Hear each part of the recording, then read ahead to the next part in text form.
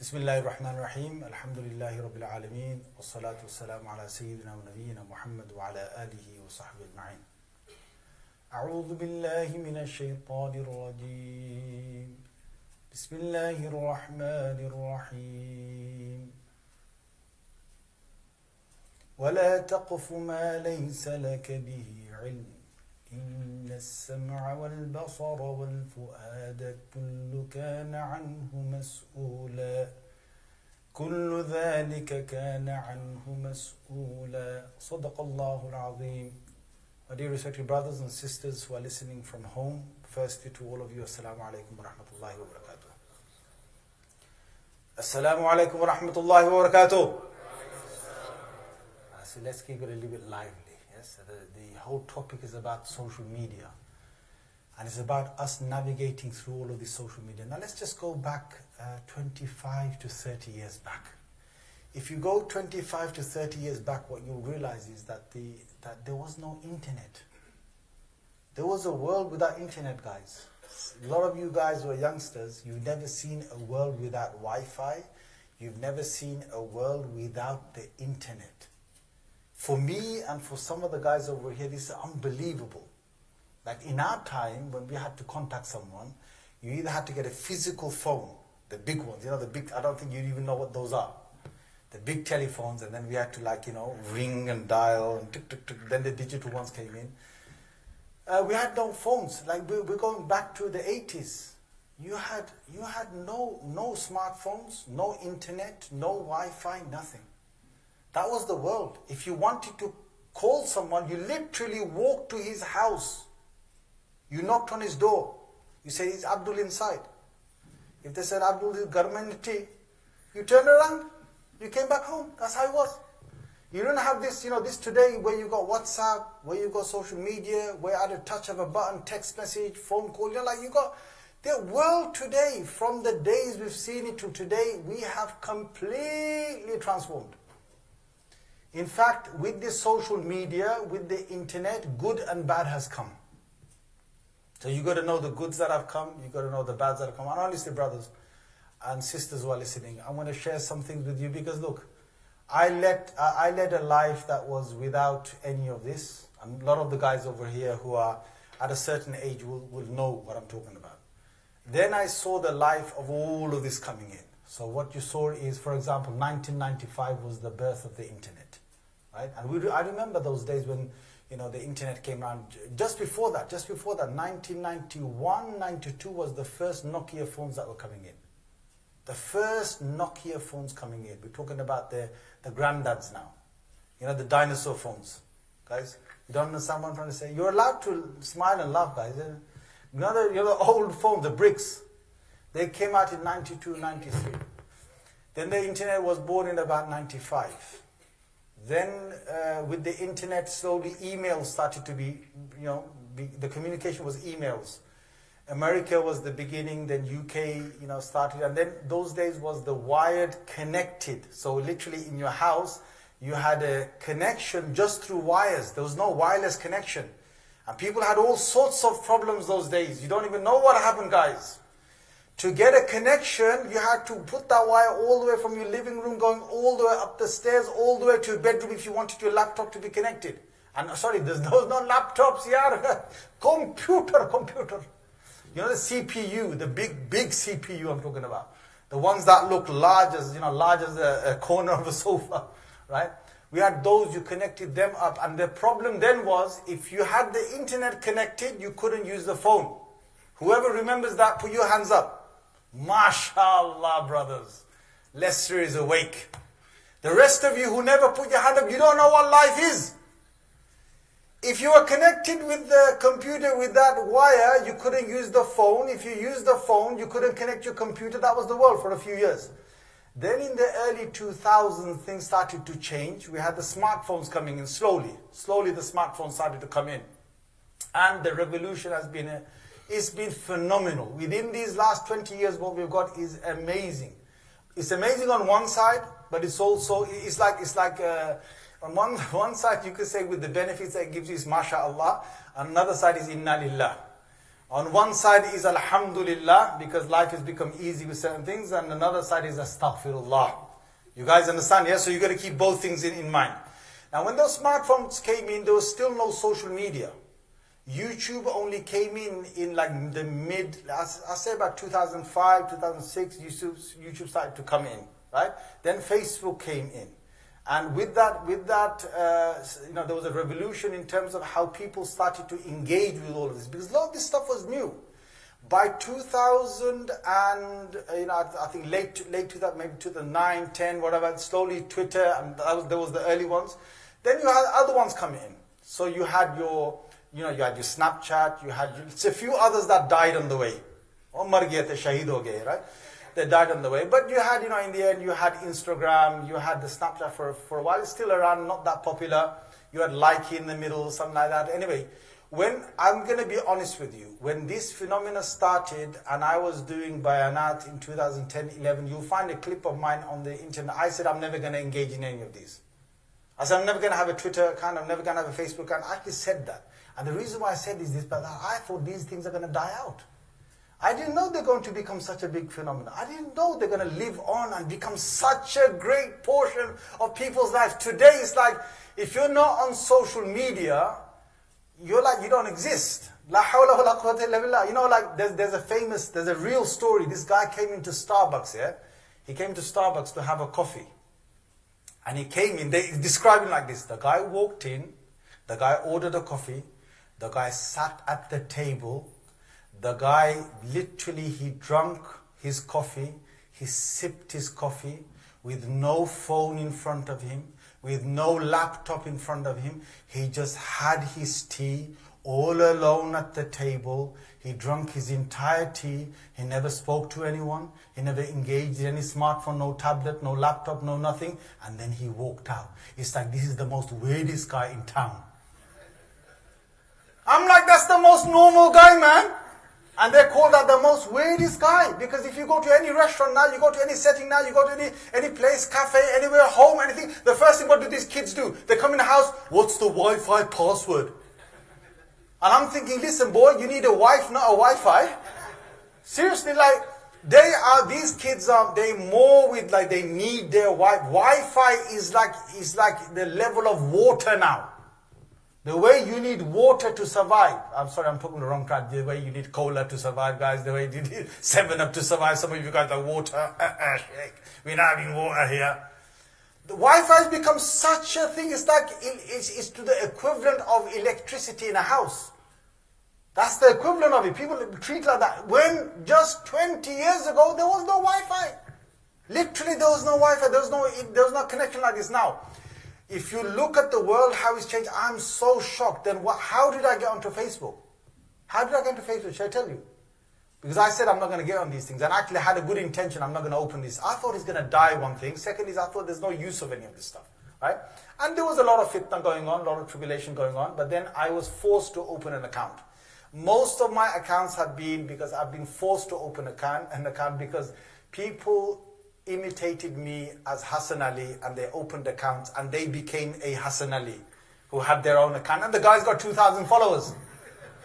The guy's got 2,000 followers and he's imitating me. And then I got my team to talk to him. They emailed him. They messaged him, so many messages. 6 months they told him, take it down. And he wouldn't take it down. So then they said to me, the only way you can counteract this is to open a proper account.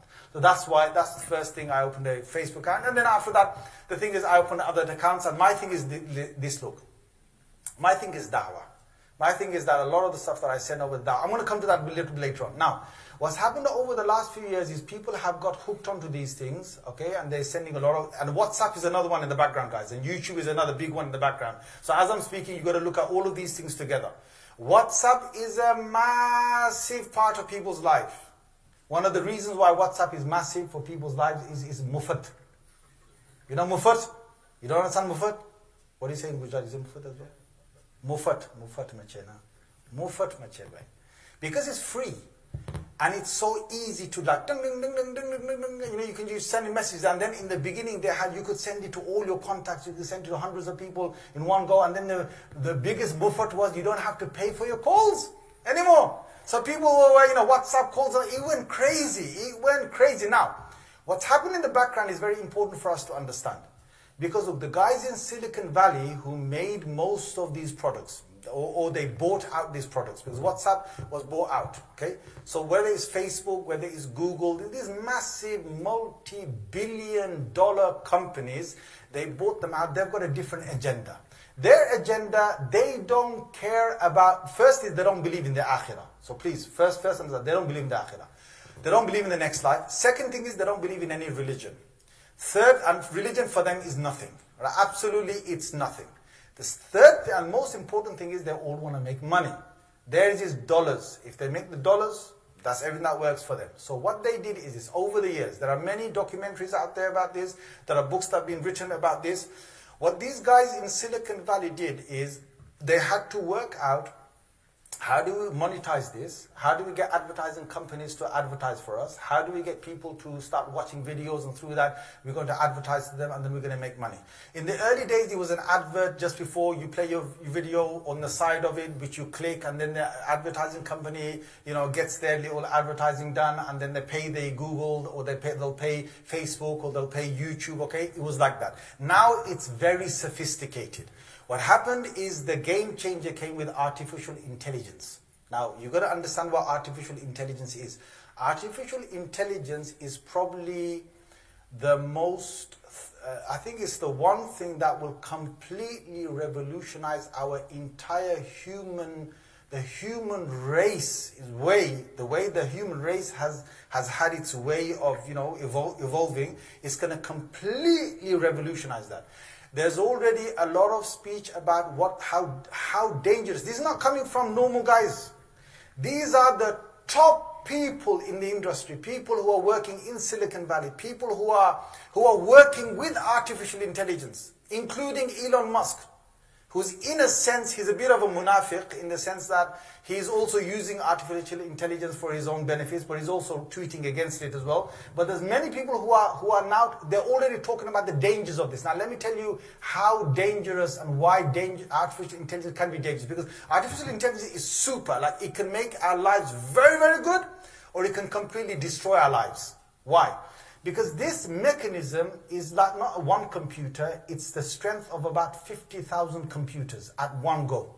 50,000 computers at one go. Now imagine this, right?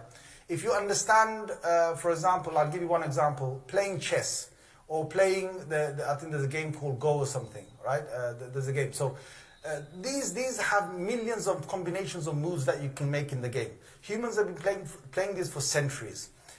You come to a state where they start to get, this is 1999, they start to develop a machine to try and take humans on in chess. These are the top players of chess. They created a supercomputer. They eventually made a supercomputer, I think this was in 1999, but in the 2000s they made one, which was so smart that it could beat any human in the entire world. And how it learned is at a super, super fast rate. So should I tell you how super fast this is? Right? Give you an example. Because there's many areas artificial intelligence is working. To fly a helicopter is one of the most challenging things in aviation. To fly a helicopter. To land a helicopter is very, very difficult. To land a helicopter on a ship that is moving on the sea is the most difficult thing for a helicopter, pilot, right? So now, because look, helicopter lands this way, diagonally, or straight down? Straight. Three guys answered. Ya Allah, Allah. Tamano kya che? India Airways che kya? Guys, helicopter. You've heard of helicopter before, yeah? You don't answer me, man. If I ask you a question, you've got to answer me. Have you heard of a helicopter before? Yes. I'm not trying to take it in turn here. You just have to say yes. There's no trick question here, right? Helicopter lands straight down, but the ship is moving. So what do you now have to do? You have to now make the helicopter come down, move forward, come down, move forward, come down, move forward, come down, move forward, and then finally land on the ship. This is a very difficult thing for humans to do. They learn this over years. They took videos of human beings landing helicopters on ships while they're sailing on the sea. They fed 200 videos into an artificial intelligence program, just showing it videos, nothing else, videos of how humans landed. They put 200 videos inside that. What happened is they then put a chip inside the helicopter. They flew it from several miles away. They told it to land it on sea on a ship that was sailing. On the first go, the artificial intelligence got it perfectly right. The first go. They fed in poetry, okay, of human beings into this artificial intelligence program to try and make the artificial intelligence come up with poetry that's similar to human beings.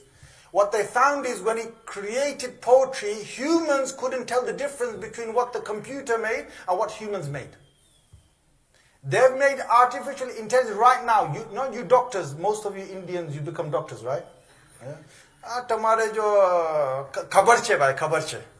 what's going to happen? Your jobs are going to be really reduced. Only the specialists are going to have jobs in the future.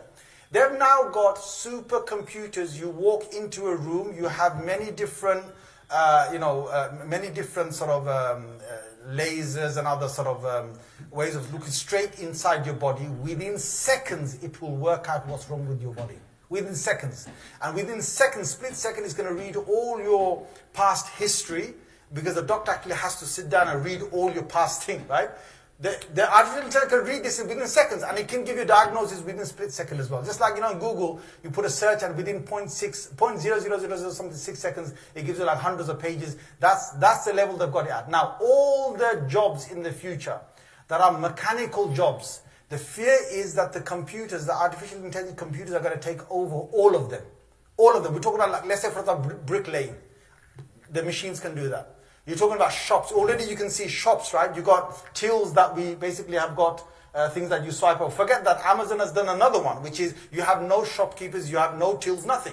You just walk inside the shop, you pick what you want from the shelf, you've already swiped in your card, and after that you walk out the shop and it's calculated everything whatever you pick off the shelf, right?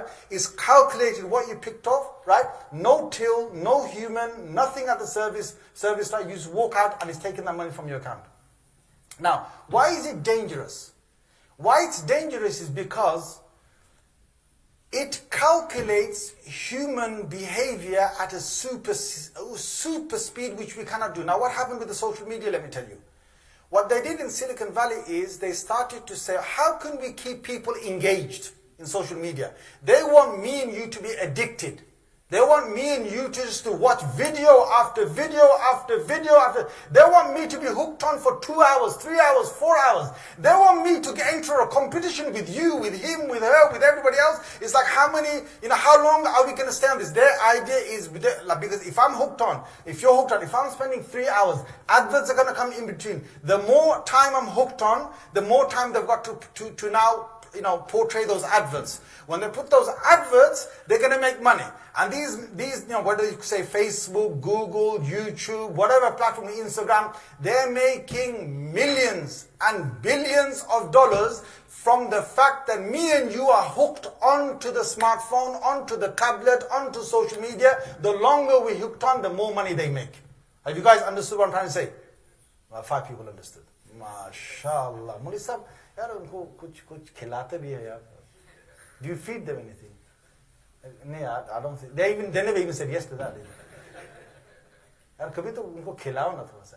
Guys, did you understand what I said? Yes. You gotta talk to me, guys. If you don't, look, I know Moli Sahib, when they come here, they give a straight bayan, 45 minutes to you. By the time you finished, you're like, you don't know whether you're standing or sitting or on your head or on your feet. I know that, zabardast hai ye sara. But I like to keep it with you guys on the ground level. So when I ask you a question, you guys need to answer me, please. Is that okay? So did you guys understand what I said? Yes. Right, so they want us hooked on. And when they get you hooked on, they're making money. Now, they don't care about you. They don't care about your welfare. They don't care about your mind. They don't care about your time. They don't care about what else is going on in your life. They don't give a damn. Now, I'll tell you how this happens. Look, you're either on TikTok, or you're flicking through the Facebook videos, or the Instagram videos, or the YouTube videos, right? Or the Twitter feeds. Whichever one you're flicking through, You got to understand there's an artificial intelligence program behind it that's worked out specifically how to get you hooked on within split seconds. How? Because they're looking at first is when you go onto these sites, you have to tell your age. Straight away they know what your age is. You have to say whether you're a male or a female. Straight away they will know what to feed you. If you're a male, they know you're going to be liking football, or you're going to be liking MMA, or you're going to be into cars, Formula Ones, Lamborghinis, Ferraris. They're going to be into all of those, right? If you're a guy, you're into the suits, you're into the boots, you're into the the shirts, you're into the all that kind of stuff, right? What you got, right? If it's a woman, it's going to be handbags. It's going to be jewelry. It's going to be necklaces, it's going to be gold, it's going to be the glitter, it's going to be the shoes, it's going to be the high heels, it's going to be the low heels, it's going to be all of them, right? So if it's a woman, they got a hooked on that way. If it's a man, straight away they got hooked you this way. So these are the primary things they've got. Now, if you're a guy that is a teenager, you're not going to be interested in the suits and the boots. You're going to be interested in the trainers, in the jogging suits. Are you with me, guys? Yeah? Into the hype. Into the Nike, into the Adidas. Straight away. They got you, bro. They know what you can buy. They know you want this. And then they look at straight away your demographics. You're living in London. If you're living in Mayfair, they're going to give you the £150 shoes advertisement. If you're living in Leicester, they're going to give you 150 pennies one. Sorry, guys. Sorry. Maaf kare yaar. Right? Finally got you guys to laugh, right? So they basically know exactly, because you guys, mashallah, I'll tell you one thing I love about the Gujaratis. If there's anyone who should get an award for being, honestly, it's not in a bad way, yeah? And honestly, I love you for the sake of Allah. If there's anyone you want to learn, yeah, of how to save money, come to you guys. Honestly, the other day I went to my Gujarati friend's house, yeah? He said to me, he goes, Molisa, because I don't buy those small fairy liquids. I go, what do you buy then? He goes, I go to the big shops, I buy the big fairy liquid, then I fill them up.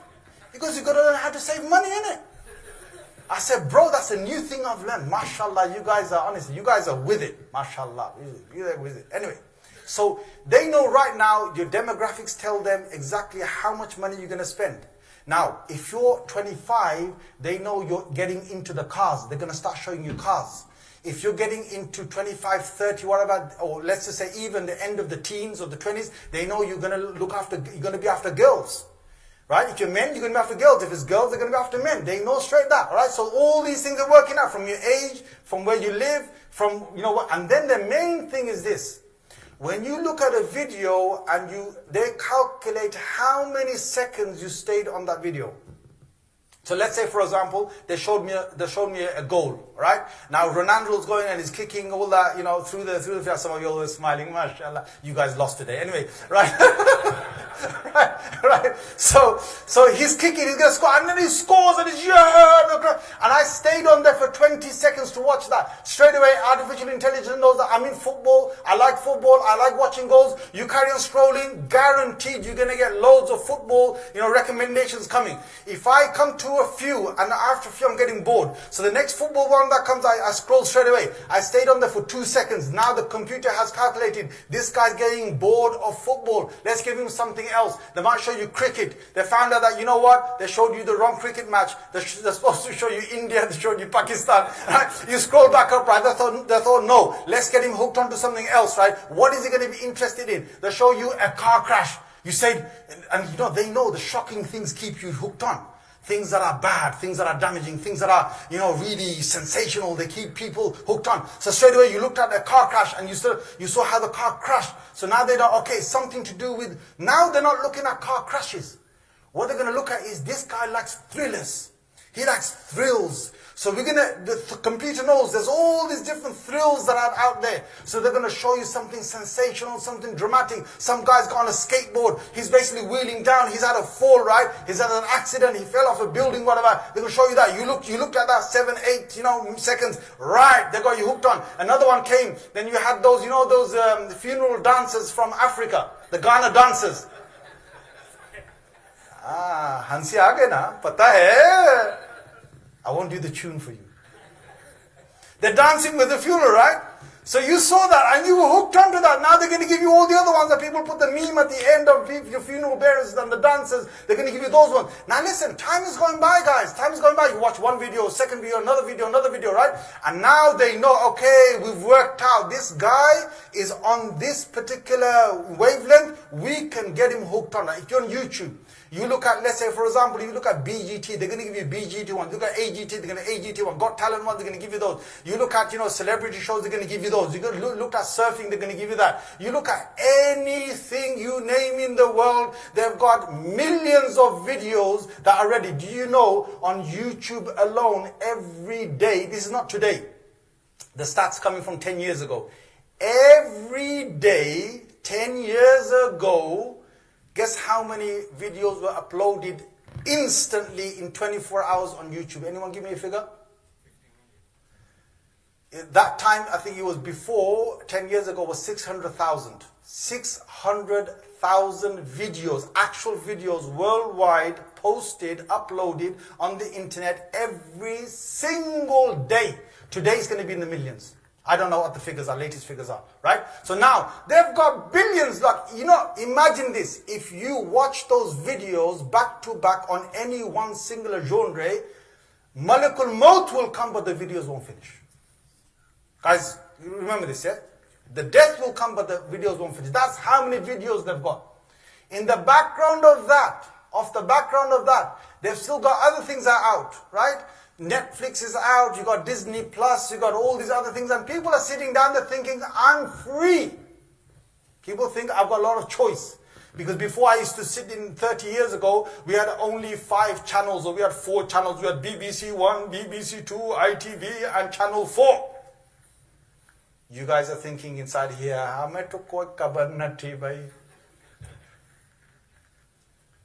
and the people have to either watch that, this or that. Then the satellites came in 1990s. People thought they've got a lot of choice. Today, the choice has gone to another level, my friend. At a touch of a button, you don't even have to be in your living room to watch a TV. You can have it wireless to your pad or to your phone, and you can watch it in your bed or wherever you are. Now, this is the thing.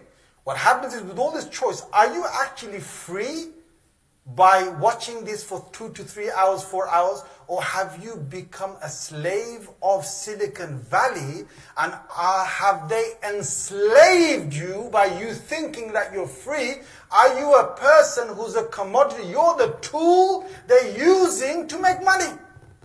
Because the more hours you hooked onto this, they're making money and they're loving it. So what they did is, Facebook, they introduced this like thing. This likes, give people like. They first introduced it for a different reason. They did it because they thought, okay, it's going to become a competition for people to try and get into these likes, and they'll basically just get hooked on a little bit more. You know what then happened? A competition started to see who's got the most likes, who's got the most followers. This entered a new wave of social media. Because now people were hooked on and they were creating material to get the most likes, to get the most followers. This phenomenon started about 10 years ago. This created a new fitna, which is La hawla wa la quwwata illa billah. And please, I want all parents to really listen to this very carefully. Your kids might be doing this. Your kids might be doing this. I literally, this was quite a few years back here. I'm going to share this with you, but I have to share this with you because you've got to know that, look, any kid can do this. My little one, okay, he's 12 years old now. Yeah, my little one is 12 years old now. When he was just 5 or 4, right? Imagine this, 5 or something. He learned how to somehow get a TikTok something open, an account open. And he basically did a silly dance in front of it just to see what happens. And straight away his sister told me about it, and straight away I took him, and I'm not going to tell you what I did with him. I'm trying to say like, no, don't yeah. Bachana, put that there. I made him close his account, and I gave him a good telling off. Because what these kids are doing this, and your kids are probably doing this and you don't even know about it. They want to make the most unique video and upload it for the likes and for the followers. Unique means if everyone else has done that, they've got to do something more unique. If everyone's done that more unique, they need to do more unique, which means you get to the stupid level, the silly level.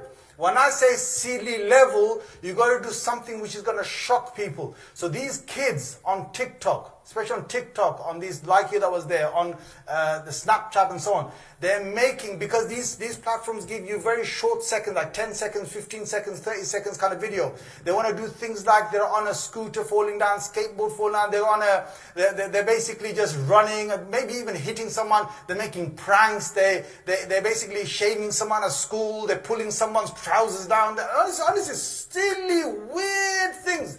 You'd never ever think about some guy sitting there eating the most pizza he can. The most pizza he can, gobbling it down. Some guy then thinks, okay, you don't pizza, I'm going to do chilies. Literally, they do like chilies, eating chilies. And then another guy says, I'm going to do red peppers. I'm going to do they call it how do you call it? The not ghost chilies, the big B. The Nagamori, what do they call it, man? Yeah, but there's another name for it. Anyway, sorry? No. So there's the challenge, right? So one challenge after another challenge. I'm talking about the things that their haya, their morals are down the drain. Things that they would never have done in life. They're doing those things. They don't even know why they're doing it, because all they're doing it is for likes and for followers, right? That's another aspect of it. Now, what happened is teenagers started to get depressed because of this. In schools right now what's happening is there's a social media count. So what kids are saying to one another, how many followers have you got? How many likes have you got? If you got no social media, if you got less followers, if you got less likes, then you're like a nerd. You're like a moron. You're like a numpty. You're like that guy who doesn't know anything. You're nobody. So kids now have to go to school by showing that I've got something. I've got some followers. So either they're going to pay, you can even pay for followers and pay for likes, right? Which is another silly thing to do, because after that when you post something, nobody likes it after that. Bruv, you just try to scam us, innit, bruv? You're waffling with your social media, isn't it? You got no real followers, have you? Right? That's another thing. So now they're getting bullied in school. There's actually teenage suicide rate has gone phenomenally up. It's gone high. Like I'm talking about, it's triple folded. There's almost like, I think some reports said 5 times the amount of suicide amongst teenagers because they're feeling left out, they're feeling behind. Where did that come from? Forget that, that's teenagers. Do you realize that the artificial intelligence made Trump come into power and made the Brexit happen? This is on record. This country's government has investigated. Cambridge Analytica, which Facebook was involved with, because you got to think about this. Mark Zuckerberg, who's sitting at the background, and he's having fun. He's a billionaire. He's a multi-billionaire. His interest now is to become a multi-billionaire. All these billionaires, you know what the biggest goal is? Can anyone tell me? They want to become the first what? Trillionaire. Thank you, mashallah. Millionaires were of the past. If you're a millionaire now, you're nothing. If you're a millionaire now, you're nothing. Now the game is to be a billionaire.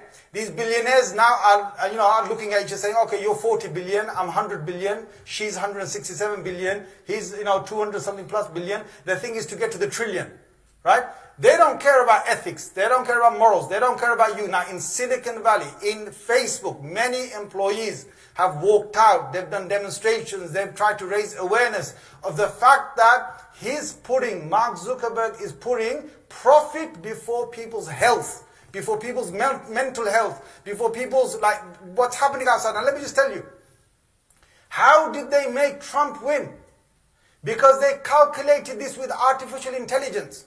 Artificial intelligence created fake Twitter accounts, fake Facebook accounts. Now you got to understand, this is a new world, guys. Our thoughts and ideas are being affected by what we're reading on the internet. Half the stuff we're reading is not even true. It's not even created by human beings. So what they did is they created like hundreds of accounts of fake Twitter accounts. These Twitter bots, they call them Twitter bots. They started to tweet out every minute 50 tweets. 50 tweets on, let's say for example, they wanted to go pro-Trump. So these hundreds of Twitter accounts are creating fake 50 tweets on talking positively about Trump, and some fake Twitter accounts, bots, are talking 50 tweets in 1 minute negatively about Clinton. Hillary Clinton at the time. So now, it's happening in a world of Twitter. All of a sudden, some human beings, he engages in that. When me and you engage in that, suddenly I turn around to you and say, guy, did you hear this about, imagine with normal people out there in politics, I say, did you hear this about Hillary Clinton? I say, yeah, I heard about Hillary Clinton. Did you hear this about Trump? Yeah, I heard about Trump. Now, human beings are tweeting one another from the fake, kadhib, lies, that were created on a platform that now humans are engaging in. So the lies now become something that we are now engaging in. Now millions of people in America, millions of people around the world are talking to one another about these things, and the Twitter bots are keeping on putting accounts out. Facebook was doing exactly the same thing, and they targeted exactly the last week. In the last week, in the voting week, they turned around the votes in America. Why? Now, Trump actually won. How did he win? Because he colluded with others. His team colluded with others. This country has investigated the Cambridge Analytica. This is not a conspiracy theory. This has been officially found. They couldn't do anything to Mark Zuckerberg.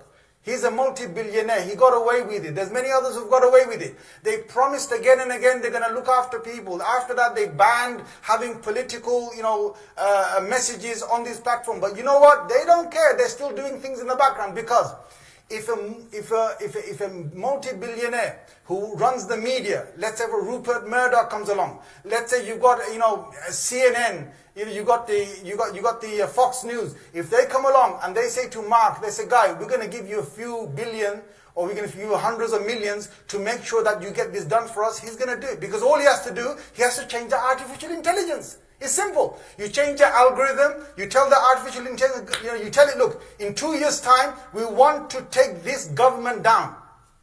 And we want to put a new government in. The artificial intelligence will do it.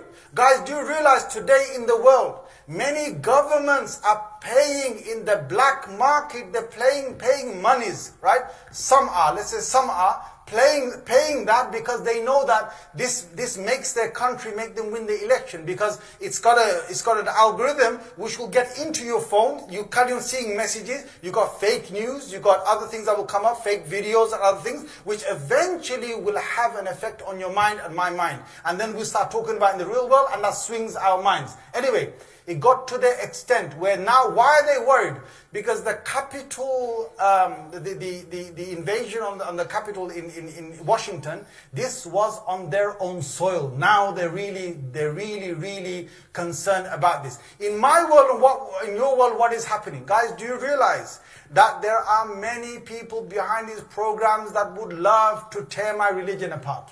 That would tear your religion apart. Now, you're going to say to me, but Maulana, there's some dawah that we can do on this platform. And I'm going to say, yes, there is. If you're going to use it for dawah, use it for dawah. But what are you guys using it for? Is the question. How much percentage are you using social media for dawah? And how much percentage are you using it for other stuff? Now, let me give you the stats. Let me give you what's actually happening in here. Just leave it here, inshallah. First is this. Most people who are, I'm talking now the Muslim crowds. The Muslim crowds on the platform using all these things, right? What are you using it for? What are people using it for? If you haven't got taqwa, if you haven't got God, God consciousness, if you don't fear Allah Azza wa Jal, if you haven't got that inside you, then straight away, I will tell you straight away, look, one thing I did, I'm going to tell you this clearly, and I hope this message goes out there. I learned very, very early not to scroll through those recommended videos. In YouTube, TikTok, in Facebook, in Instagram, never scroll with those recommended videos, because the artificial intelligence will give you a video that is so juicy, you think, nah, I gotta see the end of this. I gotta see the end of this. You know what one of my recommendations came up as?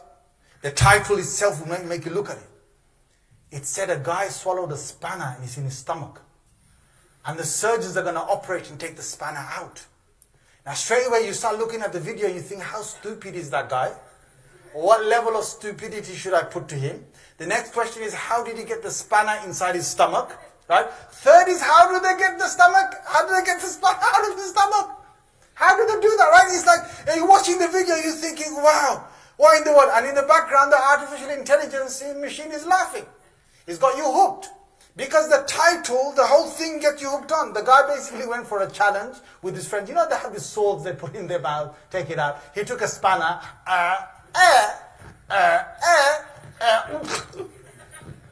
took it inside. And then he had to go to the doctors. They basically had to operate, and no, not through his stomach. They had to get it out through his mouth again. There was a huge procedure they did. But you know what it is? You flick through those, you get hooked. I tell you another one that happens. Look, I'm not a guy who will ever go on these things, look for girls. Na'udhu billahi min dhalik. On my feed, if I go on Instagram, on that section where they've got recommended videos, I don't know why they're showing women there. I don't know why. Maybe they worked out, he's 40-something, all right? Guy needs some spice in his life. You know, Molvi Sahib Bichara, usko thoda sa hum hilate hai, right? They give me the videos. I don't even go in that section, honestly. I don't even go there. If I click on there, those things are showing there. Now tell me this. If you don't have the taqwa, you're going to click on one of those videos, or you're going to look at the ladies thing. There are many women there that are not dressed properly. Your eyes are looking at that. That's a massive sin in itself. You got those things that are playing for you dances. They're playing for you music. They're playing for you certain cultures. They're playing for you certain things that you're interested because you're not into that stuff. But what's happening is your mind is now engaging in all of this stuff. If you carry on watching, they'll give you other stuff that now you're there for 1 hour, 2 hours, 3 hours. Guys, ask yourself a question. Am I doing da'wah? Am I getting closer to Allah? Am I doing benefit for my akhirah? Am I gaining hasanat? Am I getting my reward and my nekiyah for the akhirah? Ask yourself a question while all these videos are being flipped through, right? Next thing is that, 2 to 3 hours have gone and you've lost so much time. Guys, you've got exams, you've got, things to do, you've got family life, you've got, a whole masjid life, you've got a life of the akhirah, you've got life of work. You know what guys are doing? Girls are doing? They're hooked onto these things. They're flicking until they're falling asleep. Because it's so easy to be in bed and to have the smartphone on your side and you're flicking, go to sleep. People are then waking up late. People's sleep patterns are getting affected. People's minds are getting affected. Where's your dhikr? Where's your Quran? Where's your tilawah? Where's your nafil salah? People haven't got time for nafil salah. If you tell anybody, do salatul duha. Tell anybody, do this extra 2 rakats nafil. 2 rakat, I've already done my salah. People haven't got time for sunnah. People haven't got time for, you ask general people, right? Sunnah, they haven't got time for that. People don't read the Quran.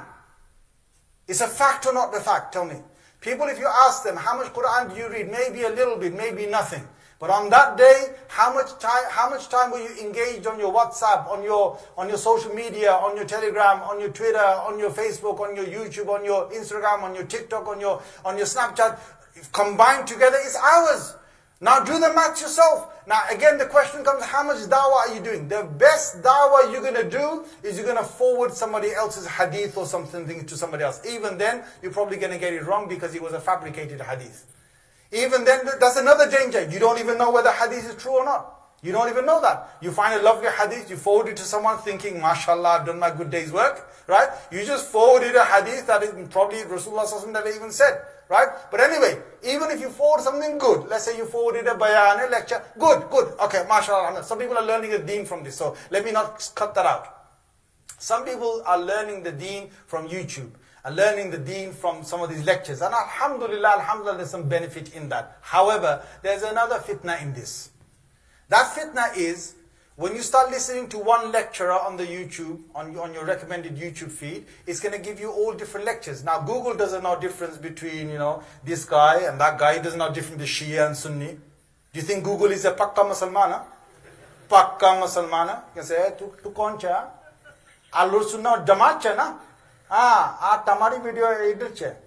You think Google's going to give you your recommended videos based on your aqidah, based on your background? It's not going to give you that. It's going to give you all sorts of videos, right? Now the next problem is you don't know who you're listening to. If you guys are listening to lectures on YouTube, honestly, you have to come to your imam, you have to ask them, get permission from your imam. Show him the speaker, show him the video. Get permission from your imam to ask whether you should be watching that person or not. Because there are people on the internet who are on there and they basically speak, they've got no authority, they've got they haven't learned the religion properly. They're just famous, you know why? Because they're charismatic. Guys, do you understand what I'm trying to say? Come on, right? The guy's flamboyant, he's charismatic, he's like, the cool dude. He's got the stylish beard, you know what I'm saying, guys? You know what I'm saying, guys? People are into this, innit? Oh, Maulvi Sahib, yaar, itni lambi daadi hai, yaar, wo, Buddha, innit? This guy, yeah, that's my kind of guy, innit? Like trim beard, bro. Check it out. You know what I'm saying? And my God gives me fatwas that my Maulvi Sahib doesn't do, innit? Because my Maulvi Sahib is a dinosaur. Yeah? This guy is he's the dude, man. He's the guy, man. Right? And then they sit there and this guy looks sitting behind the screen. He's giving them fatwas on things that his local Maulvi Sahib is not giving, his Imam is not giving, right? He's telling him he can do this, it's jais to do that, it's okay to do that. And people are like, yeah, fan my mufti, innit? He's mufti, man, he's the mufti. And then because the guy comes again and again behind the screens, people psychologically get affected by this. I don't know if you guys know this. But you know when you see a person behind the screen, there's something really ajib about this. See the guy behind the screen and they think he's kind of some kind of, I don't know, guru. Some guy that is really like famous, celebrity. I'll tell you one thing, look. When Islam Channel came out first, right? I was one of the guys early on to go on to that. Now some of you Maulvi sitting here are going to say, Maulvi Sahib, astaghfirullah, kya kar rahe hain? So let me explain this to you. Guys, because some of you already like, Khabar Maulvi Sahib, we're going to kill you right now. Right? We're going to go for you right now. Now look, guys, I did mashwara with ulama and I went on there. When it first came out in 2003 or 4, it came out, I went on there. Right? I had a regular program on there. Every week I used to go there, do my program. I used to come back home. Right? Most of the Maulanas and others weren't going on there. Now, my thing was that it's a platform. I'm going to go do my dawah. I'm coming back. I'm not after anything else. I'm going to do my dawah. I'm going to come back. In 2010, let me just give you this thing. Because guys, you got to understand what's happening with the youth and where they are. If we don't go where the youth are and there's a void there, somebody else is going to come and fill that void up. Do you guys clearly understand that? Yes or no? Yes. Right, 2010, I was sitting in an Afghan restaurant in Green Street with some Maulanas of my background. We are having a chat. Those Maulanas complained to me. They said the youth are moving away from our maslak. They're going and being taken away from the Salafis and from these other guys. They're taking our youth away. And I said, guys, it's your fault. They said, how is it our fault? I said, I might be the one who is, the one who is looked down on, the one who is the outliner, whatever you might say to me. I've been going for the last 10 years to the colleges, to the university and giving my dawah. I've been going to these channels, giving the dawah. I've been going to these platforms, right? With my taqwa, with however I can save myself. I know there's fitna in these things, but I've saved, to the best of my ability, I try to save myself. I've been going there. Now, what's happened 10 years later is these youth, they do recognize me. And they'll recognize any of you behind the screens. If you're not behind the screen, they don't recognize you. And that's why your crowds are no longer engaging with you. My thing to all the Maulanas here is this. All the Maulanas, you might say to me, Hazrat, kya baat kar rahe hai? I might never get called back to Jame after this. But let me say this to you. Hazrat, I'm not making this up. I thought exactly as you were thinking. Which is what? Stay away from all these things. It's true. Stay away from the fitna. It's absolutely right. You're absolutely right. There's a lot of fitna in these things. The youth are engaging in haram and in sins and in, things that are of corruption. In this, I understand. But tell me this. If every 10 years, every 20 years, there's no alim from our background that ever goes on these platforms. So now there's a void. Now all these others are going to fill it in. Those who are not alim, those who have just got a trim beard, those who got no ilm, those who got fitna, and those who want to just get likes and followers, they're going to fill those voids in. And when they fill the voids in, what's going to happen after a while is the awam, the general class of people will recognize them. They won't recognize you anymore. And it's already happening, Maulana.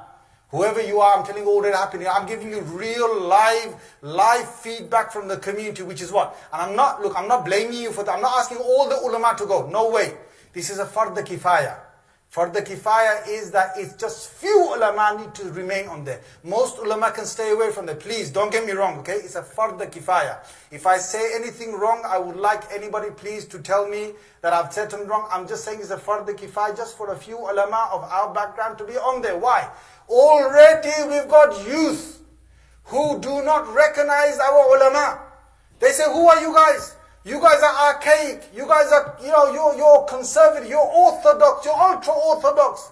You with the topi, with the turban, with the kurta. Why you got that? My man on there who gives me Islam. My man on there, he got a hairstyle cut, innit? He's looking cool. He's got the shades. He's got this. He's got the that. He's wearing his shirt. Or he's sometimes coming like this, like that. My man knows it, innit? My man's been on there for 20 years. He taught me my entire religion. Guys, people have learned the entire religion from these people on the internet. And from us, look, you're doing a massive khidmah. Don't get me wrong. You're in the masjid. You're talking to your local community. Those imams are busy. Wallahi, they're doing a massive khidmah. May Allah give them rewards. Say ameen. Right, they're doing khidmah. Now I'm going to say to you youth who are engaged on YouTube, you're making a massive mistake. Number one is if you don't come to Imam and get clarification of who you're learning from, your whole deen could be gone. You might pick up a lot of good things from this guy, but somewhere your aqidah was completely destroyed. Somewhere your fiqh was destroyed. Somewhere your a'mal and your actions were destroyed. Somewhere you picked up something from this guy that your future of akhirah is in jeopardy. It's in jeopardy. Why? Because the guy has a beard. He's behind the screen, he knows some Islam, he knows some fancy words, he gives you Islam, but at the same time he doesn't have connection with the real ulama, he doesn't have connection with other ulama, linking him to Rasulullah sallallahu alayhi wasallam. And the next thing they question is this, they say this imam, the imam of this masjid, the imam that masjid, they say, oh that guy's a bit strict, that guy's a bit boring, sorry to use that word, yeah, they say that guy's a bit boring, it's wrong what they say, but I'm repeating what they say, yeah, that guy is not on my flex. He's not on my flex. He's not on my level. Yeah? And what they do then is they cut themselves from our ulama who've learned Islam through 7 years of study, 6 years of study, who actually studied hadith, who studied Quran, the imams of this masjid, imams of all our local masjid. They sacrificed 6 years, 7 years of their lives. Right? Remaining in boarding schools. They learned the whole Arabic language. They learned they went through all the ahadith, or most of the ahadith. They went through the whole of the tafsir of the Quran. They learned the deen, connecting them to Rasulullah sallallahu alaihi wasallam. And our youth, by looking at the screens, they actually think that these guys are more important than these ones because those guys are more charismatic. Guys, have you understand what I'm trying to say?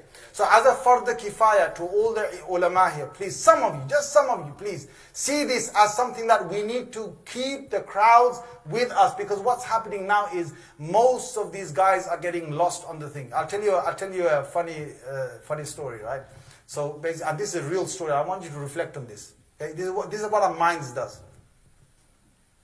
I was born in a town called Walsall, which is in the Midlands, not very far away from here. Walsall. All my life, to my whole uncles and everybody in the community, I was a bacha. You know, bacha, a little kid. You guys understand my language, yeah? A little bacha. So I'm growing up, then I went to madrasa. Every time I came back from madrasa, he's a bacha. What is it? What am I, guys? Bhaiya, bolo na yaar. Bacha, a little kid. I've done half the alim class, I'm still a bacha. I've done my hifz, everything, I'm still a bacha. I'm from the full alim class, he's still a bacha. I came back as a graduate, I came to the masjid, I would come for Jummahs, and I would sit wherever I want to sit, he's a bacha in the background, no problem. Right? Because most of your alims who grow up in this community, you're still a bacha.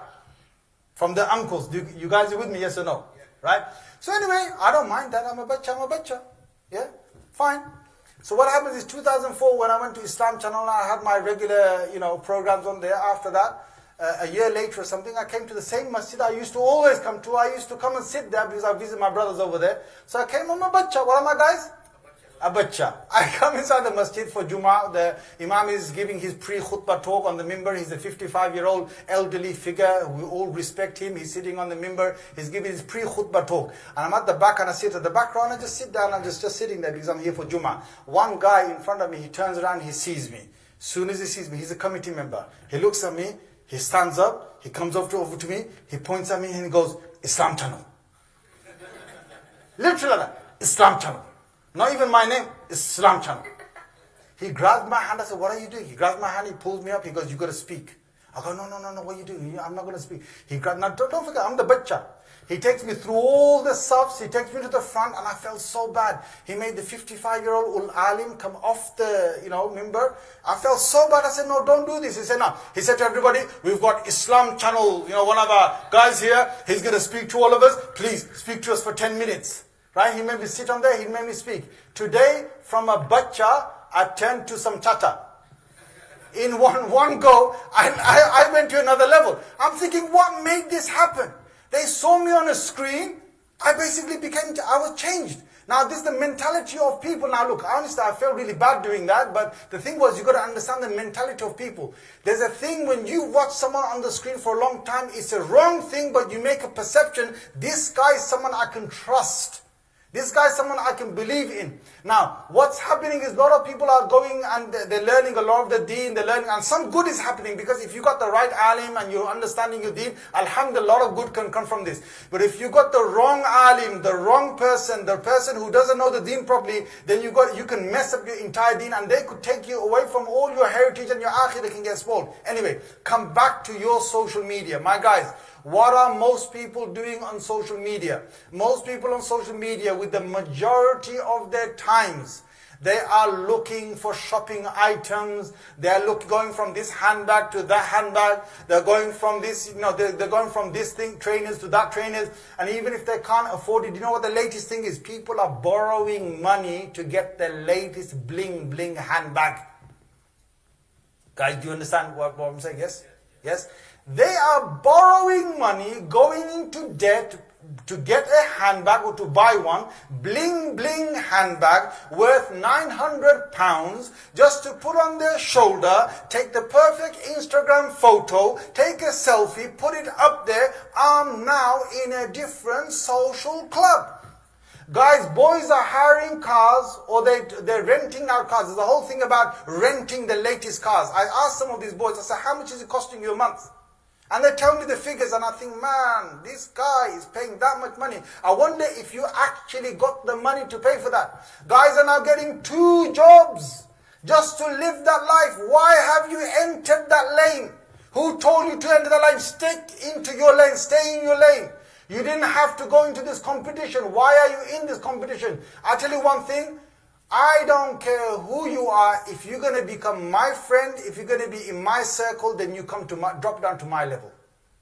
I wear my shoes until I can't wear them anymore. You guys understand this or no? Some of you are like, please don't do this. Please don't go there. Huh? Men have got shirts, 21 shirts, 42 shirts. Women have got 53 shoes. I'm thinking you got 2 feet. Honestly, you got 2 feet, 53 pairs of shoes. Why? What made you do this? Because look, when you're wearing 1 pair, 51 pairs or 52 pairs, you're not wearing. Right? The other thing is, why have you got 52? Because that shoe is red. It matches my red dress. And the red dress has a red handbag. And the red handbag has a red cardigan. Or maybe it's a slightly off color, but it makes me look really nice. Now for my purple one, I need a purple whole color. I need a yellow one. I need a white one. I need a this, and it goes on. Why on earth are you doing this? Because that other woman has got, you see. Because I need to be like her. Now look, the serious one thing is like, you have now become a reason for brands to make money out of. You have to understand, you're being used, you're being abused. How are you being used and abused? Because you came on social media, you saw the latest trend, it made you think that I need to enter that lane. You came into that lane, the next thing is that I've got to wear this brand clothing. Next minute you're spending all that money, you've made this many shirts and brands in your house, and the next minute is that just to be with those other people, I'm going to be in their, in their level, I'm going to buy all these clothes. You don't understand, those companies are laughing. Those companies are laughing. Because those same t-shirts that are worth £60 or £50 or £40, you can buy them for £3 or £4 in India and Bangladesh. True or not, guys? Guys, exactly the same t-shirt with the brand name across. I've got loads of them. I bought them for £3.50 yaar. £4 maximum. They got all those names on there, and they're good quality because basically they're the ones that come off the shelf. Because they've got a slight mistake with it, they'll give it into the market. Although because Bangladesh is a massive t-shirt maker, right? If you ever want to go get some t-shirts, tell your Bengali friends, get me some t-shirts from there. Don't tell me, guys. My suitcases can't carry anymore. So now look, guys, I've gone out there, I bought the same things. People are buying them for 30, 40 pounds. You can get the same thing for the same quality, everything for £3. Why not get that, right? But the thing is, even if I didn't find the brand things, I'd get normal t-shirts. I'm not going to that lane. I'm not going to live my life according to what you want me to live to. If you want to be in my circle, you drop down to my level. I don't care who you are. You don't want to be friends with me? Don't be friends with me. Because I don't live according to what you want, right? I don't live according to your lifestyle. Your lifestyle is your lifestyle. Guys, you got to have your ethics. You got to have your morals on social media. You got to say to yourself, look, what am I doing? Sit back today. Ask yourself, what have I been doing for the last 1 year, 2 years, 3 years on social media? What has it made me? What is it making me do? Why am I spending 3-4 hours on social media? Honestly, guys are spending on average 3 hours. 3 hours. That's 3 juz of the Quran. Okay, I'm not asking you to do 3 juz. Do 1 juz. Okay, you don't want to do 1 juz. Where's your half a juz? Where's your dhikr? Where's the little bit you need for the akhirah? Now shaitan must be laughing because look, you're using your da'wah section is less than 2% for most people. Less than 2%. 98% of the engagement is on things that are not necessary for you. I'll tell you another big one is the WhatsApp. I call it the WhatsApp waswasa. WhatsApp is waswasa. Because the thing is, everybody's mufat, right? Everyone's WhatsApping you. You know, I've actually ended up blocking 70 people on my WhatsApp. Because you're going to say, why, Melissa? You're going to be too hard here, right? I've ended up blocking 70 people. Why? Right? I go to my local masjid, and the musalli says to me, Melissa, I gave you a video, you never opened it for a few days. I'm like, yeah, bro, sorry, but you're blocked on my WhatsApp. And he's like, what, Melissa, why have you blocked me for? I said, look, bro, you got to understand this, yeah? You're sending me 1 video a day. 1 video a day is not much, right? Just 1 small video a day, fine. I've got 70 musallis sending me 1 video a day. How many videos I got to watch now? 70. You think I got time to watch 70 videos? One talking about some guy like walking funny like this. Some guy basically, he went into sujood and his topi fell off or some silly thing like that. You think I got time to watch all of this? Right? So they know if they start sending me, all these messages, I get message after message, I'm just going to block them because I ain't got time to waste. I've got to keep my own head straight. Okay, I'm on social media. I've got to keep my head straight because if I don't use it with my morals and ethics and what my deen taught me, I'm going to get lost in this. If you notice, alhamdulillah, so far, alhamdulillah, on all my social media, I've got 0 followers. You're going to say to me, why have I got 0? 0 basically, people follow me fine, but me following others is 0. I think it's called following or something. 0, why? Because I don't go into anyone's account. That's my policy. 2 policies. One is I don't scroll on the videos. I'd never do that because the AI is going to make me addicted. Right? I'm very careful of that. Number 2 is why don't I go into anyone else's profile? Because I am not interested. Rasulullah sallallahu alaihi wasallam said, "Min husni islamil mar'i tarkuhu ma la ya'ni." The best of a person's Islam is that he leaves aside that which does not concern him. That's the best of your Islam. So guy, why do I need to go to your page and look? You know what I'm going to find on your page? What you had for dinner last night. My God. People are like, yeah, I got nothing else, but look, I got pizza in it. Bruv, it was 18-inch, bruv. Look, I even got, parmesan on it. I even put keema on it. I made a little blend in it. Come on, bruv. It was the best pizza. Look, I'm eating. And I'm thinking, guy, man, you don't know what's going to happen to you next. Anyone who's sitting with me and takes any photos of food, I tell them, you're allowed to send the photo, but only after 48 hours. Because I want to make sure that when they give the evil eye to this food, it doesn't go in my stomach, but it ends up in the sewage. I want to make sure it goes out of my system. No wonder people then send the video. Look, first thing is you send a photo of your food. You're going crazy. The first thing is, all those people watching, some of them might give you evil eye because they look at it. Oh man, that kebab is so good, man. They're giving you evil eye straight away. You might end up with diarrhea tomorrow. Right? It might come very fast, brother. Very fast. You might not be able to even close the door before it comes out. That's how fast it's going to come out. Right? A second thing is, look, I try my best not to, like, if I might share some food. Why? Because the internet is going to the world, guys. There are people in the world who've never seen the foods we're eating. Don't you feel bad in your heart? Millions of people across the world who've never seen the kind of flavors and the foods that we have. I feel bad to share that because they will see that food and what am I going to do with that guy over there? I don't know who's seen it. Why am I doing that for? Third reason is, don't create jealousy. Why are you showing your car, your house, your latest living room, your carpet, your wallpaper, your this, your bed, your whatever, I don't know, your face. And then people are doing all sorts of things with their face. You guys are crazy. We thought women were doing makeup, now men are doing makeup as well. I'm not making this up. Men are now getting into makeup because they need to have the perfect Instagram face. I'm thinking, bro, you lost it. You totally lost it. If you're going to have to put foundation and you're going to have to put something on your lips to make it look, glossy or slightly good. And the other one is that if you don't do that, you use the filters, isn't it? Right? The filters. Guys, are you with me? Yes or no? Come on, guys. The time's finishing, right? The filters. This is another fitna. People, I don't understand how on earth do you find someone for marriage through this social media? I'm thinking, are you mad? We met this other guy the other day. He said he was so happy with the dinner the other day. This is literally last month.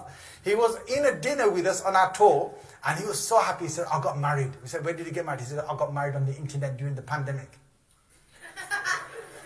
Like, you got married on the internet. Like, he said, yeah, it was all genuine because the father was involved. And I said to him, look, I prayed and I said, I'm going to give you dua, brother. He said, what's the dua? I said, I gave you dua. I give you dua. I genuine dua. I hope she looks exactly like how you saw her. That's all I'm going to say.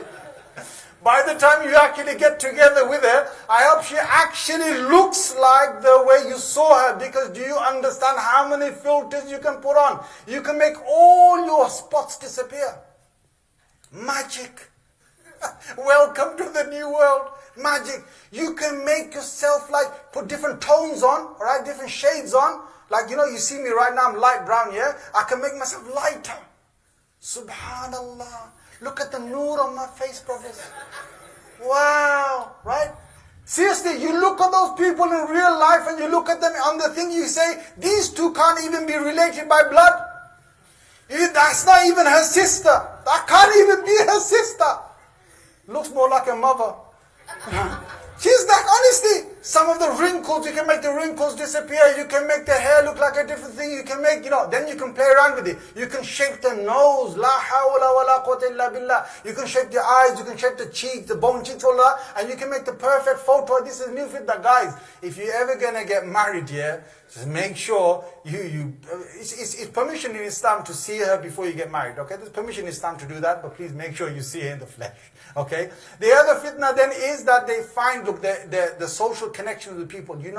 May Allah forgive us, how many people are committing zina, committing fitna of men and women through this, because all they do is on Facebook, they're scrolling until they find a woman.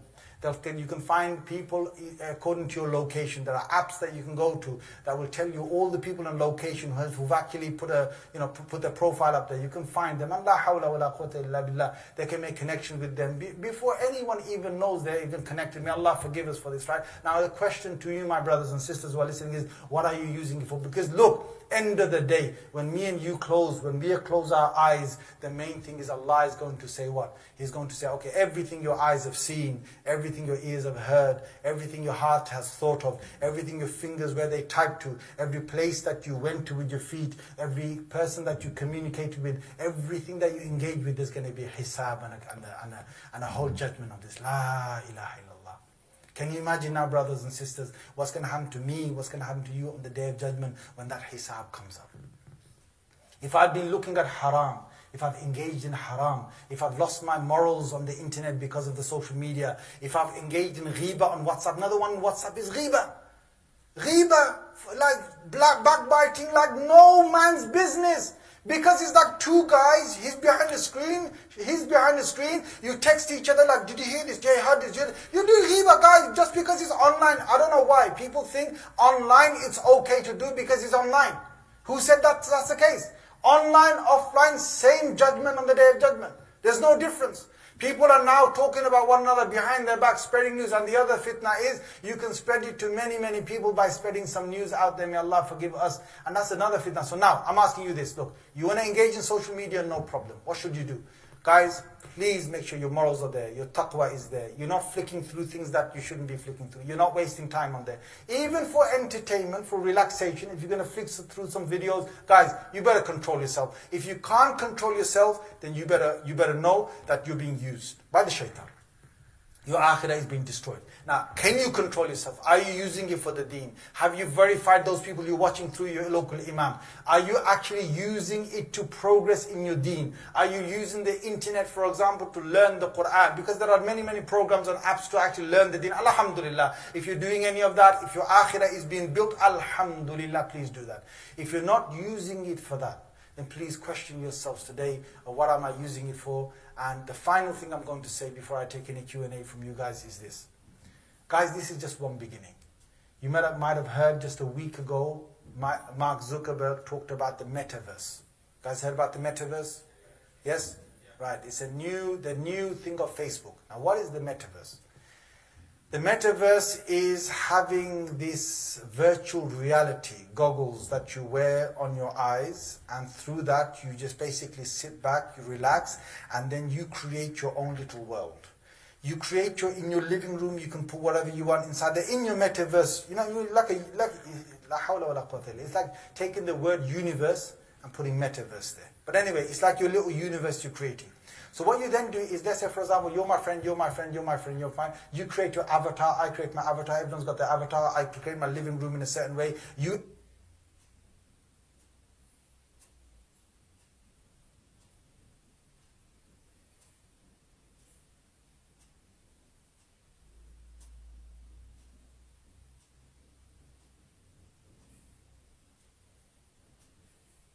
So what the Metaverse, what you can do is you create your avatar, you create a figure.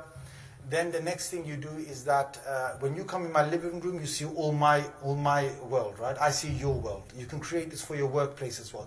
Next thing is this, look, I'm zoned out. Right now we've got people who are looking at the 2D telephones, and they've still got a real environment in front of them. Already we've got families breaking apart because you're not giving eye contact to your family members in the same living room. Husbands and wives are already distant because they're not spending time with each other. Children are not talking to their dads and their mums. Brothers and sisters are living separate lives under one roof, but they're more closer to his friend that is, miles apart from his house, who doesn't really care for him, who only knows his few things in his life. They only share a few things between themselves, right? But his own living brother, his own father or mother that will sacrifice their lives for them, they're distant from them. That's already happening today. Now imagine, I've got these goggles, I've created this virtual reality world, right? Now I'm completely zoned out. My ears are listening to this microphone, right? I'm listening to you. I've got 5 people in this room. I'm in a living room. I've got my mother, father, my brother, sister around me. I can't hear them. Imagine this. I can't hear them. I can't see them. Of course, they've got 2 modes. One is that you can see your dining table. You got some glasses that are 5 millimeters thick or something. You can put those on. You can see all the data. You can control the data. You're eating your food at the same time. I'm thinking, la hawla wa la quwwata illa billah. How do you walk around your house without bumping your knee? Right? How do you do that? But anyway, that's a separate thing. Now, if that world is coming, for me to control, now guys, you've got to understand this. For me to control the stuff inside there, I don't know how they're going to actually do it because it's not out yet. But I'll tell you one of the ways that Silicon Valley has been working with, and it's something that a leading think tank has already written in his book. His name is Noah Harari, who's got 3 books that are out there. He's a renowned, think tank level sort of person. So what he said is this: what's going to happen in the future is, for you to control all of that, right? Right now, what do we do? Right now, we've got a smartphone. So let me just show you the smartphone, and then you can understand. Look, right now, Part of my life is in this. Part of your life in this. Why? The videos and the photos and the memories that I've got are stored in this. My data is stored in this. My emails are stored in this. My work-related things, my notes, my whatever, they're all stored in this. All right? My social media, all that is stored in this. Right? So this is part of my life. Right, guys? I'm going to spend another probably 5 minutes in the Q&A. All right? So it's all stored in this. So I'm carrying this with me. Why do I need to carry this with me when I couldn't put a chip inside my skin? So the next stage is to get people to put a chip inside their skin. They've already been working on this. This is not made up. This is like 5-6 years ago. I've seen videos of them putting a chip inside a guy's neck. It's connected to his brain cells. Google takes about 0.006 something seconds to give the answer. He can ask any question through the chip that's linked to the internet. The information comes in about 6-7 seconds and goes straight into his brain, where he can actually read the information straight in his brain. What people are going to do in the future is once they get a chip, whether it's in their wrist, in their arm, in their neck, whatever it is, most likely it's going to be close to the brain. So it's probably going to be in the neck, okay? So then now it gets connected to the fibers of your brain. The next thing is that, look, the way I will download stuff here, upload stuff here in my smartphone, I don't have to do that anymore. I can download my memories because my eyes are connected to my brain. My brain has got cells in there. Those cells are reading information and now automatically downloading stuff in the chip. The chip stores that information. I can upload it back to my brain. So during the day, exactly right now, like I'm sitting here, you're sitting there, you saw this bayan, you heard this bayan, all that information is recorded. Because it's recorded through your memory, through your eyes, goes directly through into the chip. At night when you go home, if you want to play the whole bayan again, you just sit back, you bring it, upload it into your brain, and you can watch the same bayan again.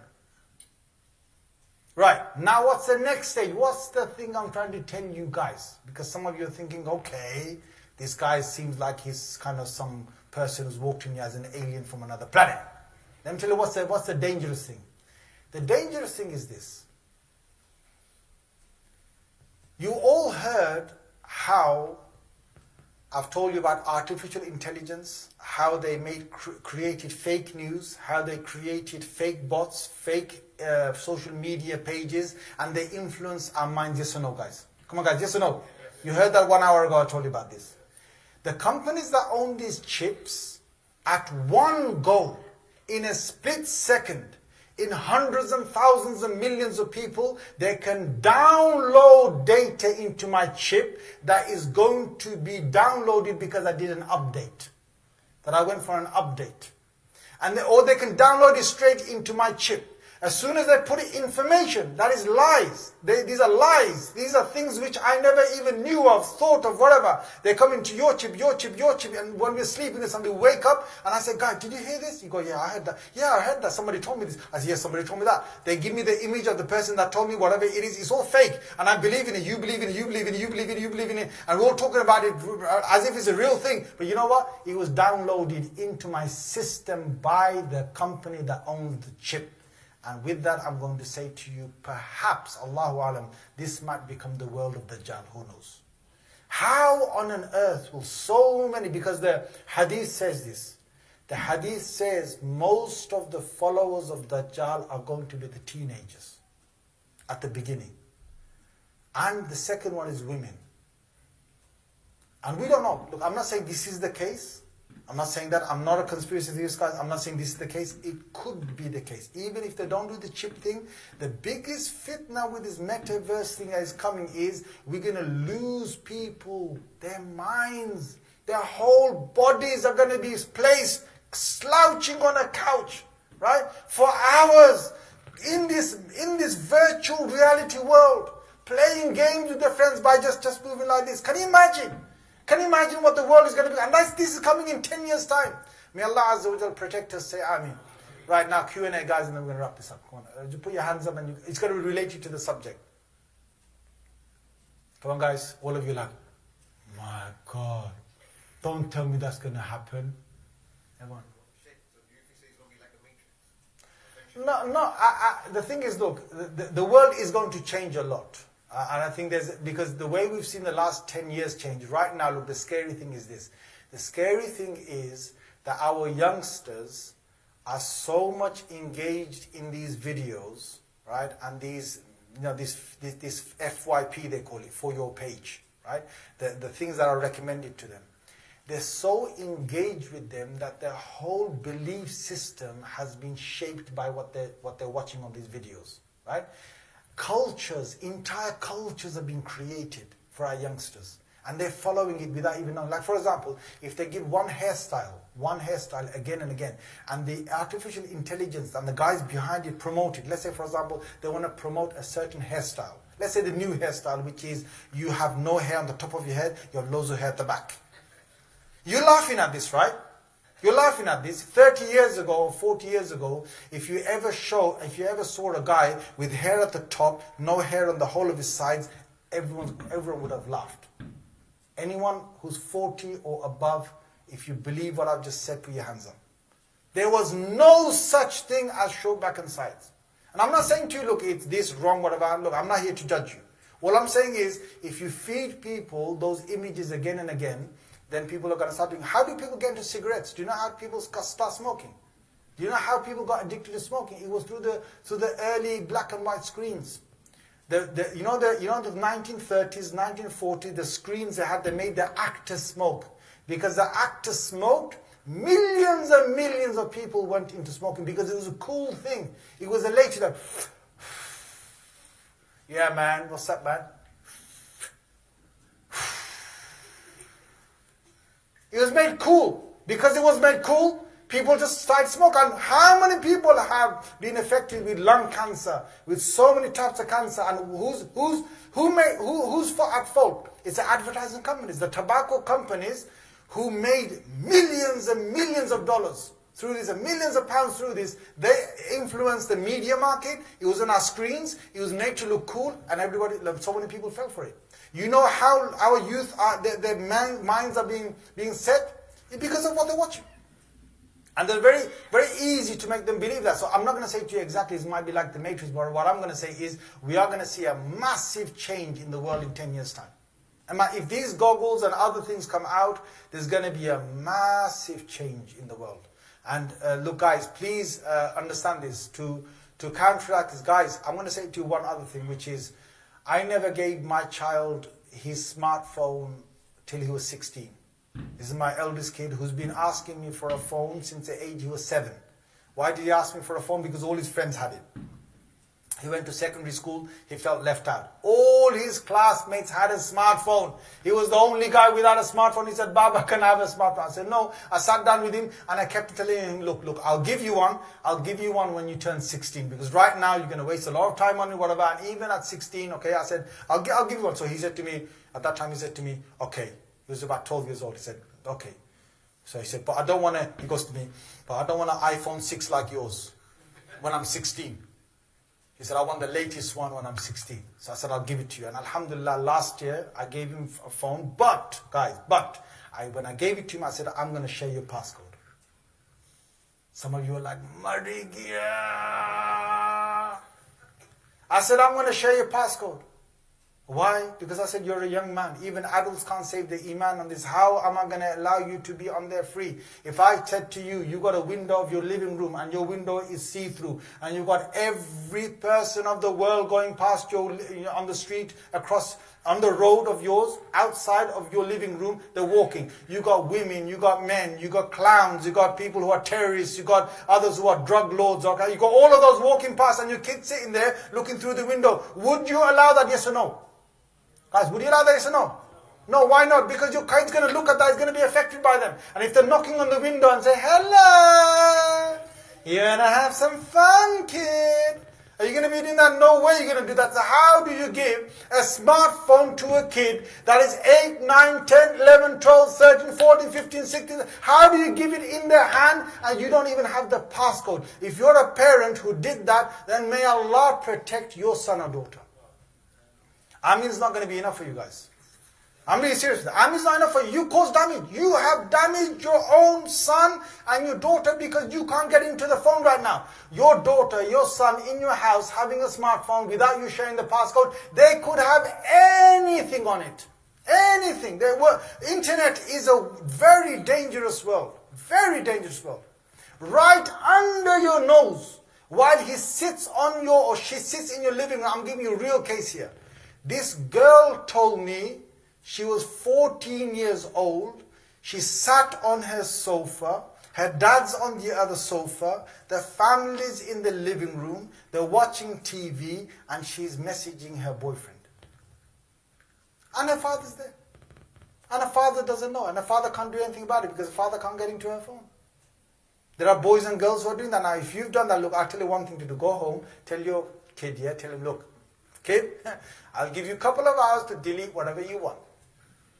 But after that, you've got to share the passcode with me to protect your iman. Now look, there's a balance here. You can't be someone who's actually intruding into their lives, otherwise you're going to lose their trust and they're going to hate you for it. At the same time, you've got to look after them and be someone like a guide to them to try and help them to navigate through this. I know most of you youngsters have been given smartphones. Or if you haven't got smartphones, you've got tablets. If I as a parent can't share that, I could have lost you. You could be gone anytime from my side. You're probably already gone. May Allah protect us. Ameen. Okay, another question, please. Put your hands up. Yes. What can you do to challenge the effect? Look, kids are already on this. So what you can do is trying to help them. So I would say, look, there's another whole fitna, which is these console games that you got, right? Which I haven't even touched on. And the games that they're playing, look, you've got to have limits. If you're going to give your child any of these gadgets, you better have preconditions that you give to your child before you give them to them, right? So, guys, please understand this. You tell your child, look, if I'm going to give you this tablet, if I'm going to give you this phone, if I'm going to give you this item, without my permission to do X, Y, and Z, you can't open it. And I'm going to share this thing. I'm going to look at your browsing history. I'm going to look at where you've been going. I'm going to look at what you download. I'm going to look at what kind of things you're watching. Even look, some parents are giving their children to YouTube and they don't understand. YouTube, okay, there's YouTube. But YouTube is open to so many different videos and recommendations. If you don't watch what's happening, they could end up watching adult material on there. Right? So what do? First you put conditions if you're going to give it to them. If you're going to give it to them. If after you put conditions, please keep an eye on it. Please have a time limit. The next thing is time limit. If you haven't got time limit with how much time they can spend on their phones, on the tablets, on their computer games, on the console games, I'm telling you, these youth will lose themselves. It's so addictive to play these games. And when they're playing these games, they're not just... Look, in my days, back in the 80s, when you played these games, it was just you and the guys in that room playing. And it was all wired connected. Right now, it's wireless connection. He's got about 100 other players across the world. He's in Fortnite. He's playing with 100 players across the world. He's locked in. He's flying in the air. He's coming all the way down. He's going to land on a building. He's got a parachute. He's all engaged. He's talking to his mates. He's with another 3 guys on his team, right? So he's talking to them with the headphones, right? He can't even hear you. He can't hear you. He's locked with his headphones. Hey, Abzi, take him out. Abzi, take him out. I'm thinking, well, take him out. Look at you on the sofa. And this guy, look, this kid's watching. Take him out. Take him out. And the thing is, the guy can't even kick a football properly, but he's ready to take someone out on the internet, right? And another thing is, look, these guys are locked in. They're talking to their mates across the, city. And this guy, that guy, the cousins are in another city, right? They're talking real time. The engagement of this is absolutely addictive to another level, right? And they're playing and they're going back in and playing again and they're going back in and playing again, game after game, whether it's FIFA, whether it's Fortnite, whether it's, the Call of Duty or some other game they're playing. It's so addictive in the nature. Now, if you don't have a time limit, if you cannot switch that thing off when you want to switch it off as a parent, you've lost yourself. You've lost yourself. I've had parents coming to me, telling me and complaining about their kids who've reached the age of 15 or 16 and the parent cannot make their child switch off that thing. They're playing 5 hours a day, 6 hours a day. And the parents can't control it. La hawla wa la quwwata illa billah. How did you get to that position? Well, if you don't put your rules in place, if you don't control them, you're going to lose them. And kids don't know. Look, kids, if you make them addicted to something, they'll get addicted. You give them loads of sweets, they'll have sweets, their teeth are rotten. They don't know the limits. Right? We have to control that. So anyway, can I have another question, please? Yes, at the back.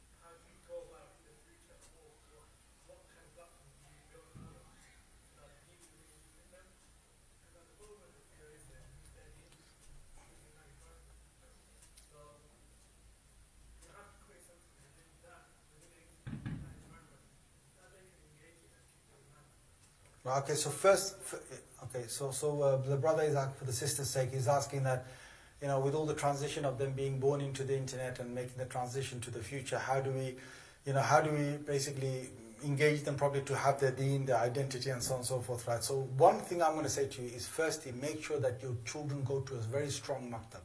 Not to any maktab, but a maktab that actually teaches them the religion on a wide level. Not just Quran reading, not just learning salah and a few masail of salah. Please send them to a maktab where they're going to learn a lot about how to deal with the problems that are facing them, with ulama, with imams that are connected with what's going on outside, and they can relate the traditional, Islam with the modern world that's there. So maktab is it's a must for everyone, right? Number one.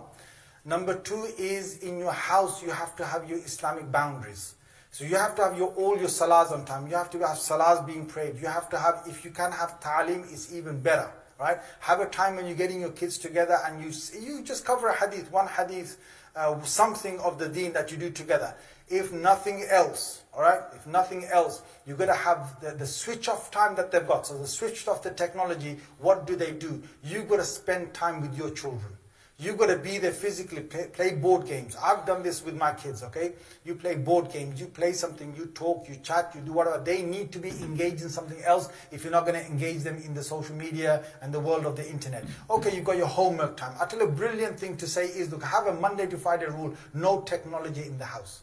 It's an easy thing. If both the parents, look, a lot of these rules you can implement if all the adults in the house are unified in the rules. If mom, dad, both of them are saying, we're going to be very clear on this, that you're not going to bend the rules, I'm not going to change the rules. So the kid can't go to the mum if the dad's strict, or the kid can't go to the dad if the mum's strict. You guys understand what I'm saying, yeah? Right? And please make sure in between the grandpa doesn't come and damage everything. Because the grandpa or the grandma, they're on the way out. You know what I'm trying to say? They're thinking we better, give all the sweets we can, all the leniency we can to our grandchild before we're gone. Now there's no license for any grandpa or grandma to do that, because you're damaging the environment of the house. So please be careful of that. Now, if all the adults can agree, like I had this rule for a long time in my house. No electronics Monday to Friday. And on weekends we have limited time they can open the electronics, that's it. And outside of that, it's up to you what you do. It's up to you. But you're not going to engage in any electronics at all. And it's a brilliant system. If you are strong on it, it works. And that's the only way you can get them then to see life. Let the boys have play fights. We used to complain the boys have play fights. I think that was brilliant. I think brilliant. Let them have play fights. Let the girls sit down and whisper. That's what the girls do when they get together. They just whisper, right? They just chat and so on. That's brilliant. At least they're not sitting down to a tablet and their brain cells are being used for another thing, right? If kids get bored, alhamdulillah. Now that will teach them about life. Honestly, people think that, I've got to keep my kid engaged. I don't know why parents do this. You give your kid a tablet when you're on a long journey. Why do you do this for? Your kid's in the back of the car. They're going to get bored because it's a 2-hour journey. So just to make them feel a bit relaxed, you give them a tablet and they can watch or play something on the tablet. Why on earth are you doing that? Why? Because boredom is part of life. Yes or no, guys? Yes or no, guys? Yes. Thank you. If you get bored, you know what I used to do when we were on a 2-hour journey when I was young? We used to count the trees. We used to count the bridges. We used to look at number plates. We used to play games with, okay, let me see if I can spot this number plate, this now. We used to pass time with somehow. We used to look at the sheep. Bah, bah, I'm another sheep inside here. Right? The thing is, this is life. Why are kids on these devices? They want the kid to eat. So they give the smartphone in a 2-year-old's hand, a tablet, so he can watch Peppa the Pig. I'm thinking, harami. The thing is, why are you doing that? Why do you have to do that? What's the need? What's the need? What is the need? Parents are causing damage themselves because you're getting those kids addicted at a very early age. There's no need for that. Anyway, to answer your question, look, have the deen strong in your house. And then when I say limited time, have it limited to whatever you can limit it to and stick to the rules. And let them then find other things outside to do which is not, internet or technology related. I'm going to have the last questions and we're literally the last question. Whoever's hand I see. Go on, bro. You're the last person. Oh, mashallah, you've asked a question that requires another bayan. Right. Those who are addicted, what do they do? Because we know there are many people who are addicted to the length of videos, addicted to things that are haram, addicted to things that are haram for their eyes, addicted to things haram for their ears, addicted to like watching things, and they can get lost. Look, I've got a lecture on the internet. It's named From Addiction and Sin to Devotion Within. So please watch that. The way to get out of addiction is you got to do it gradually. You got to find yourself an alternative. One of the biggest ways to do it is to actually make dhikr something that you really enjoy. Dhikr that you enjoy. For all those who are addicted, a lot of people haven't understood the deen. I'll tell you one thing, right? A lot of us come to the salah, we pray salah with jama'ah, we pray with the imam, we pray on our own, and we just basically bowing down, we're just going down, we just come back up. Do you realize that a simple way to make your whole thing connected is, look, when you stand up for your next salah, you can either in your mind you say, Alhamdulillah Rabbil Alameen, Ar-Rahman Ar-Rahim, Maliki Yawmiddin, Iyyaka na'budu wa iyyaka nasta'in, Ihdina as-siratal mustaqim, as-siratal ladhina an'amta 'alayhim, ghayril maghdubi 'alayhim waladdallin. Bismillah. You can do that in your mind. Or you can bring in your mind a qari that you actually love listening to, and you bring him in your mind and you actually recite it with that sound in your mind as if it's you saying that. Alhamdulillahi Rabbil Alameen, Ar-Rahman Ar-Rahim, Maliki Yawmiddin, Iyyaka na'budu wa iyyaka nasta'in, Ihdina as-siratal mustaqim, and so on and so forth. You know, just read, oh, Subhana Rabbiyal Azim, Subhana Rabbiyal Azim, Subhana Rabbiyal Azim, Sami'a Allahu liman hamida, Rabbana wa lakal hamd, Allahu Akbar. And you're in sujood, yeah? Now think, I'm on the ground, my Creator is in front of me, the one who's always looking after me, the one who gave me every single gift. So I'm going to, with my heart, I'm going to praise Him. It's not going to be like, Subhan Rabbil A'la, Subhan Rabbil A'la, Subhan Rabbil A'la. Subhana Rabbiyal A'la, Subhana Rabbiyal A'la, Subhana Rabbiyal A'la. You put your heart into it when you do zikr. You know, each zikr, find your rhythm. Find your tune that makes you engaged. Whatever that is. Astaghfirullah alladhi la ilaha illa hu, al-hayyul qayyum wa atubu ilayh, wa la hawla wa la quwwata illa billahi al-aliyyil azim.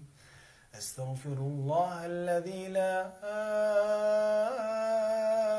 ilaha illa hu, al-hayyul qayyum wa atubu ilayh, wa la hawla wa la quwwata illa billahi al-aliyyil azim. Sit down, face the Qibla in your own time. People who are addicted or not addicted, say your dhikr, say it with your tune, get engaged in the dhikr, make it something passionate. Okay, you're all alone, no one's with you, no one's listening, you and Allah. And then connect up. First, you're not going to like it. When the sins get washed away after a while, you'll see, you'll really enjoy it. There comes a level when it becomes ecstatic. So may Allah Azza wa Jalla give us tawfiq for this. Jazakumullah khair. We've taken quite a lot of your time. Jazakumullah khair for staying here. That's okay. Wa akhiru da'wana alhamdulillahi rabbil alameen. Jazakumullah khair. Allahumma salli ala sayyidina Mawlana Muhammad wa ala alihi wa sahbihi ajma'in. Oh Allah, we ask you that you forgive our sins. We ask you to raise our status. We ask you to make us of those people who please you most, oh Allah, please you most before they leave this world. Oh Allah, make us of the followers of your Habib Mustafa sallallahu alayhi wasallam. Oh Allah, let us benefit from the internet and the social media that is around us for whoever wants to benefit in the best way, that with their iman protected. Oh Allah, let us, and please, oh Allah, save us from the fitan and from the tribulations and from the many things that all this that is created around us can do to us in terms of the damage of the akhirah. Oh Allah, save us and protect us from that. Oh Allah, we ask you to forgive us and to give us the strength in our deen and to give us the best of what's written for us and save us from the evil of what's written for us. Wa sallallahu ta'ala ala khayri khalqi Muhammad wa ala alihi wa sahbihi ajma'in.